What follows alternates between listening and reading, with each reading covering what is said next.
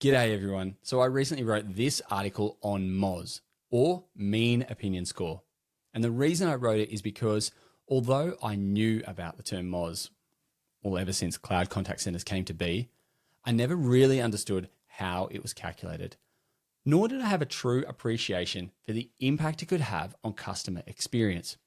And like always, whenever I learn something new, I want to share it with you to add value. Now, forewarning, this article does get pretty technical. I go into depth about how MOS is calculated. But first, what is MOS? Well, the mean opinion score is the rating we give the clarity of audio of a voice call. And in order to give you some context and flavor in this article, what I thought I would do is show you some examples of what an excellent MOS and a bad MOS actually look and sound like, and what impact that could have on customer experience. So to do that, I'm going to dive on over into my Amazon Connect instance. Now I'm going to run what's called an agent readiness test, which is a tool and feature within Operator that allows me to test my systems and audio before my very first call. Why would I want to do that? Well, because we don't want customers to be the guinea pig. We don't want that first call to be the test call where they're telling us that they can't hear us properly. So when I run an agent readiness test, what happens is it checks my systems and it also asks me to do a recording and plays that back to me so I can hear what the customer hears. Let's run a quick audio test to make sure you are ready to go. At the tone, please record your name, followed by the phrase, "I am ready to start my day." When you have finished, press the pound key. This audio had an excellent MOS rating. Now I've said it's excellent because my internet's running really well and I don't have a lot of systems open. Okay, great. Let me play the recording back to you. This audio had an excellent MOS rating. If the audio sounded clear, press 1. If not, press 2. Okay, so my audio did sound really good. It sounded clear. It sounded like I was in the room. There was no break or loss of audio whatsoever. So that's why I think that's going to have a great MOS rating. But to double check that, I'm going to go over into my Operator dashboard. I'm going to go to my call logs and I'm going to have a look at the call that just came through. And I can see that that call did have a MOS of 4.43, which is excellent because MOS is rated out of 5. However, most calls never get a 5. And that's because of how the calculation is done. And I go into detail about that in the article. But let's get into some of the details of this particular call to actually show that MOS. So we can see here that the audio levels were really good when I was speaking and when the recording was speaking. And we can see that the packets were pretty consistent. Now, packets are tiny pieces of data. Your call, your voice is cut up into these little tiny pieces of data and transferred over.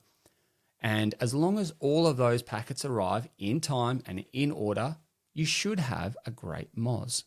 And as you can see here, my MOS is fantastic, 4.42 right across the board, really consistent. So that is an excellent MOS. So what does a bad MOS look and sound like? In order to do that, I need to manipulate some of my internet settings in order to play that back to you. So what I'm going to do is I'm going to go over here to my MOS calculator. And as you can see, I've got 4 different factors that make up that MOS score. The R factor, which I go into detail about in the article, round trip time, so how long all of that data takes to move around. Jitter, so I talked about packets before, packets, how it's broken into little pieces of data. If you have jitter, what's happening is it's moving those packets out of order, and then you get a really weird sound in your calls. Now, in order to manipulate this to be a bad MOS, at the moment you can see it's 4.43, so it's great. In order to manipulate that, I'm going to change this to 30%, which is actually quite a high amount of packet loss. And I'm going to go over to what is called a network link conditioner.